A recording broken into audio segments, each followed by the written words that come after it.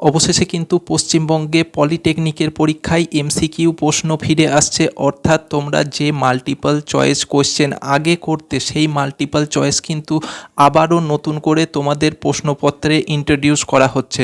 তোমরা সকলেই জানবে যে আজ থেকে কিছু সময় আগে কিন্তু এই এমসিকিউ প্রশ্ন তোমাদের প্রশ্নপত্র থেকে সরিয়ে দেওয়া হয়েছিল, তার জায়গায় কিন্তু বিস্তারিতমূলক যে প্রশ্ন আছে সেই বিস্তারিতমূলক প্রশ্ন কিন্তু তোমাদের প্রশ্নপত্রে দেওয়া হয়েছিল, সেখানে কোনো রকম এমসিকিউ কোশ্চেন থাকতো না। অবশেষে কিন্তু পশ্চিমবঙ্গ কারিগরি শিক্ষা দপ্তর যে নতুন নোটিশ জারি করেছে, সেই নতুন নোটিশে কিন্তু তারা যে নতুন প্রশ্নপত্রের প্যাটার্ন, সেই প্যাটার্নটা কিন্তু তুলে ধরেছে। আর এই প্যাটার্নটা কিন্তু প্রত্যেকটা পলিটেকনিক স্টুডেন্ট যে বর্তমানে 1 নম্বর সেমিস্টার থেকে পড়ছো তার জন্যও যেরকম ইম্পর্টেন্ট, একই রকমভাবে 6 নম্বর সেমিস্টারে যারা পড়ছো তাদের জন্যও কিন্তু সমানভাবে ইম্পর্টেন্ট। প্রত্যেকটা পলিটেকনিক স্টুডেন্টের জন্য কিন্তু এই নোটিশটা ইম্পর্টেন্ট, কারণ এখানেই তারা ফুল ডিটেলসটা আলোচনা করেছে। তোমরা ভবিষ্যতে মানে আপকামিং যে তোমাদের সেমিস্টার পরীক্ষা আসছে, সেই সেমিস্টার পরীক্ষা থেকে শুরু করে পরবর্তীতে যতগুলো সেমিস্টার পরীক্ষা তোমরা দেবে, প্রত্যেকটা সেমিস্টার পরীক্ষাতেই কিন্তু এই প্যাটার্নকে ভিত্তি করেই তোমাদের কিন্তু প্রশ্নপত্র হবে। আর পশ্চিমবঙ্গ কারিগরি শিক্ষা দপ্তরের এই যে নতুন নোটিশ, এই নতুন নোটিশটাই কিন্তু আজকে আমরা ডিটেলসে আলোচনা করব। স্টেপ বাই স্টেপ আমরা প্রথম থেকে শেষ পর্যন্ত ফুল ডিটেলসে দেখব। অবশ্যই সঙ্গে থাকবে। তার সাথে কিন্তু যদি চ্যানেলে প্রথমবার হয়ে থাকো, অবশ্যই কিন্তু চ্যানেলকে সাবস্ক্রাইব করবে আমাদের সাথে জুড়ে থাকার জন্যে। তো আমরা এখন চলে যাব বহুকাঙ্ক্ষিত যে নোটিশ, ছাত্রছাত্রীরা এতদিন ধরে যার অপেক্ষা করছিল সেই নোটিশের দিকে। দেখো, নোটিশটা কিন্তু পশ্চিমবঙ্গ কারিগরি এবং ভোকেশনাল শিক্ষা দপ্তরের তরফ থেকে কিন্তু প্রকাশ করা হয়েছে। এটা কিন্তু সম্পূর্ণ অফিসিয়াল নোটিশ। এই নোটিশটাই কিন্তু বর্তমানে যিনি পশ্চিমবঙ্গ কারিগরি শিক্ষা দপ্তরের হেড আছেন, তিনি কিন্তু এই নোটিশটা প্রকাশ করেছেন।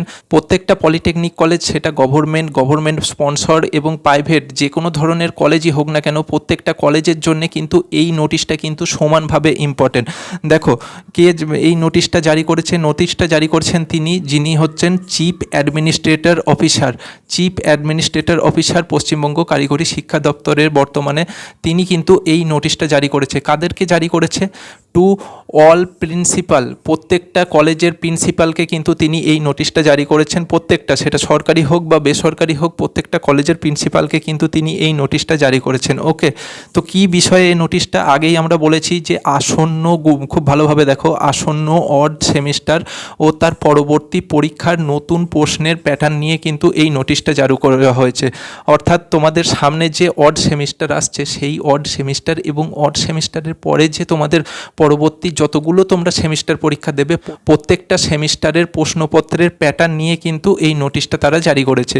ওকে, এবার এই নোটিশের ফার্স্ট পয়েন্ট, অর্থাৎ প্রথম 1 নম্বর যে পয়েন্টটা আছে, সেই পয়েন্টটা কি বলেছে দেখে নিই। দেখো, প্রথম যে পয়েন্ট সেটা বলেছে যে থিওরিটিক্যাল পরীক্ষার তোমাদের যে সময়, সেই সময়টা কিন্তু 2 ঘন্টা 30 মিনিট থাকবে। অর্থাৎ তোমরা কিন্তু এই সময় 2.5 ঘন্টা করেই তোমরা কিন্তু পাবে পরীক্ষা দেওয়ার জন্যে থিওরিটিক্যাল সাবজেক্টের ক্ষেত্রে। ওকে, এটা কিন্তু তোমরা ক্লিয়ার করে নাও যে থিওরি যে সাবজেক্টের পরীক্ষা তোমরা দেবে, সেই থিওরি সাবজেক্টের পরীক্ষা কিন্তু 2 ঘন্টা 30 মিনিট, 2.5 ঘন্টা করেই কিন্তু তোমরা প্রত্যেকে পাবে। নাম্বার 1 কিন্তু এটা গেল। দ্বিতীয় নাম্বারে যেটা আছে সেটা বলেছে যে নতুন যে প্যাটার্ন থাকবে, সেই নতুন প্যাটার্নতে 20 নম্বরের কিন্তু এমসিকিউ থাকবে। কত নম্বরের? 20 নম্বরের কিন্তু এমসিকিউ থাকবে। আর বাকি 40 নম্বরের থাকবে বর্ণনামূলক, যেটা থাকবে ডেসক্রিপটিভ প্রশ্ন বা সাবজেক্টিভ প্রশ্ন, সেটা থাকবে 40 নম্বরের সাবজেক্টিভ প্রশ্ন, যেটা তোমাকে বিশ্লেষণ করে লিখতে হবে বা অ্যানালাইসিস করে লিখতে হবে, সেটা থাকবে 40 নম্বর।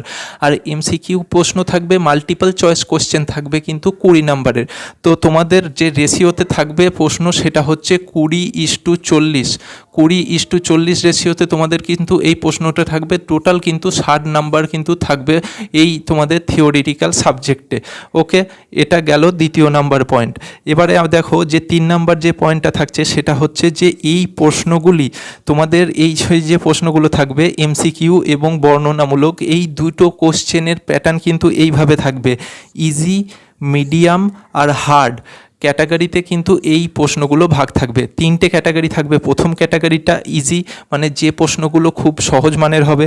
দ্বিতীয় ক্যাটাগরিতে থাকবে যে প্রশ্নগুলো মিডিয়াম মানের, মানে না খুব সহজ না খুব কঠিন, এই ধরনের প্রশ্ন থাকবে। আর 3 নম্বর ক্যাটাগরিতে যে প্রশ্নগুলো থাকবে সেগুলো কিন্তু হার্ড, মানে শক্ত ক্যাটাগরিতে থাকবে, যেগুলো তোমাকে বিচার দিয়ে বুদ্ধি দিয়ে যেগুলো অ্যানালাইসিস করে তোমাকে কিন্তু লিখতে হবে, বা যে প্রশ্নের উত্তরগুলো তোমাকে ওইভাবে দিতে হবে। তো এই মূলত 3 ধরনের ক্যাটাগরিতে তোমাদের কোয়েশ্চেনগুলো ভাগ করা থাকবে, ইজি, মিডিয়াম, হার্ড। এই প্রত্যেকটার ক্ষেত্রে কিন্তু এমসিকিউ এই ধরনের থাকবে, আর একই সাথে বর্ণনামূলক যে পরীক্ষা থাকবে তার ক্ষেত্রেও কিন্তু পরীক্ষা এই একই ধরনের থাকবে। ওকে, এটা গেল 3 নম্বরের। এবার 4 নম্বরে দেখো, 4 নম্বরের যে পয়েন্টটা বলেছে সেটা হচ্ছে প্রশ্ন নম্বর 1তে, অর্থাৎ 1 নম্বরের প্রশ্নে 15টা এমসিকিউ প্রশ্ন থাকবে। কটা? 15টা কিন্তু প্রশ্ন থাকবে, এমসিকিউ প্রশ্ন থাকবে। এই 15টার মধ্যে আউট অফ 15 তোমাকে 10টার কিন্তু উত্তর দিতে হবে। যে কোনো 10টা তুমি উত্তর দিতে পারবে, এমসিকিউ প্রশ্ন যে কোনো 10টার উত্তর দিতে পারবে। এবার এই যে কোনো 10টার প্রশ্নের উত্তর যদি তুমি দাও তাহলে 10 × 2, সেখানে তুমি 20 নাম্বার কিন্তু পেয়ে যাবে। ঠিক আছে, প্রত্যেকটা নাম্বারের জন্যে 2 নাম্বার করে বরাদ্দ থাকবে। প্রত্যেকটা প্রশ্নের জন্যে এমসিকিউ প্রশ্নের ক্ষেত্রে 2 নাম্বার করে থাকবে। 10টার উত্তর দেবে, 20 নাম্বার কিন্তু ওই এমসিকিউ প্রশ্নের ক্ষেত্রে হয়ে গেল। ওকে, ব্যাপারটা তোমাদের কাছে ক্লিয়ার হয়ে গেল।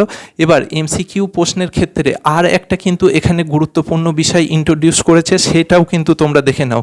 এই যে তোমরা 2 নাম্বার দেখছো প্রত্যেকটা এমসিকিউ কোশ্চেনের জন্যে, এই 2 নাম্বারের ক্ষেত্রে 1 নাম্বার থাকবে সঠিক উত্তর দেওয়ার জন্যে। 2-এর মধ্যে 1 আর 1 2, 1 নাম্বার থাকবে সঠিক উত্তর দেওয়ার জন্যে, অর্থাৎ তুমি যে সঠিক উত্তর দিলে তার জন্যে তুমি 1 নাম্বার পেয়ে গেলে। বাকি আর 1 নাম্বার যেটা থাকবে সেই নম্বরটা থাকবে উত্তরটা ব্যাখ্যা করার জন্য, অর্থাৎ উত্তরটা তোমাকে এক্সপ্লেন করতে হবে যে কেন এই উত্তরটাই সঠিক উত্তর, সেটাকে এক্সপ্লেন করে দেখাতে হবে। তার জন্যে যেটা থাকবে এই 1 নাম্বার থাকবে।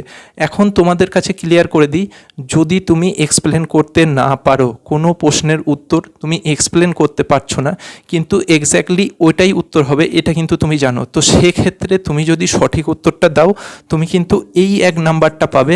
এক্সপ্লেন না করতে পারলে তুমি এই 1 নাম্বারটা পাবে না, কিন্তু সেক্ষেত্রে তোমাকে এই 1 নাম্বারটা কিন্তু অবশ্যই পাবে সঠিক উত্তর দেওয়ার জন্যে। এটা কিন্তু এমসিকিউ প্রশ্নের ক্ষেত্রে নতুন যে ইন্ট্রোডিউস করেছে তার মধ্যে কিন্তু খুবই ভাইটাল একটা পার্ট। ঠিক আছে, এমসিকিউ প্রশ্নের প্যাটার্নটা কিন্তু এক্স্যাক্টলি এই ধরনেরই থাকবে।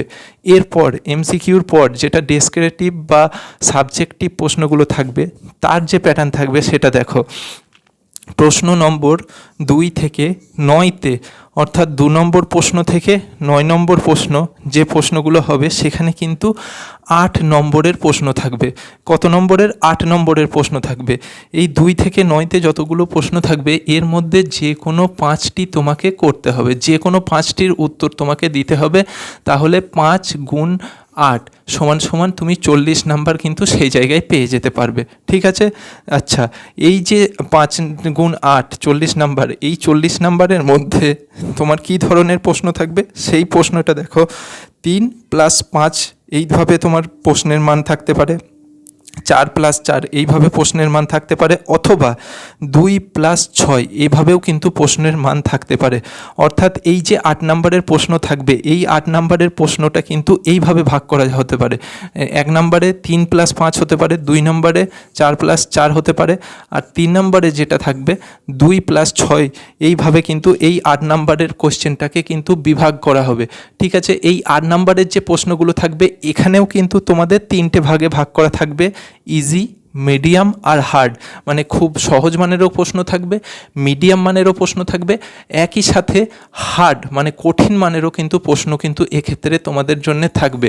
আর এই যে কোশ্চেনের প্যাটার্নটা আছে, এই কোশ্চেনের প্যাটার্নটা তোমরা সামনে যে অড সেমিস্টারের পরীক্ষা দেবে সেই অড সেমিস্টার থেকে শুরু করে পরবর্তী যতগুলো পরীক্ষা সেমিস্টারে তোমরা দেবে প্রত্যেকটার ক্ষেত্রেই কিন্তু এলিজিবল। সবথেকে গুরুত্বপূর্ণ বা বড় বিষয় হলো যে তোমাদের যে আফসোসটা ছিল বা তোমাদের যে দাবিটা ছিল যে এমসিকিউ কোশ্চেন কিন্তু তোমাদের প্রশ্নপত্রে ইন্ট্রোডিউস করতে হবে, সেই দাবি কিন্তু আলটিমেটলি পশ্চিমবঙ্গ কারিগরি শিক্ষা দপ্তর মেনে নিয়েছে। আর এই এমসিকিউ প্রশ্নেতেই কিন্তু তোমাদের কিন্তু মার্ক করার মানে স্কোর করার সুযোগ কিন্তু অনেক বেড়ে গেল। আশা করি তোমাদের কাছে পুরো ব্যাপারটা ক্লিয়ার হয়ে গেছে। এরপরেও যদি তোমাদের কোনো ডিটেলসে জানতে ইচ্ছা হয় বা কোনো প্রশ্ন তোমাদের জেগে থাকে মনে, সেটা তোমরা অবশ্যই কমেন্ট বক্সে জিজ্ঞাসা করো। একই সাথে আমাদের সাথে জুড়ে থাকার জন্য কিন্তু চ্যানেলকে অবশ্যই সাবস্ক্রাইব করো।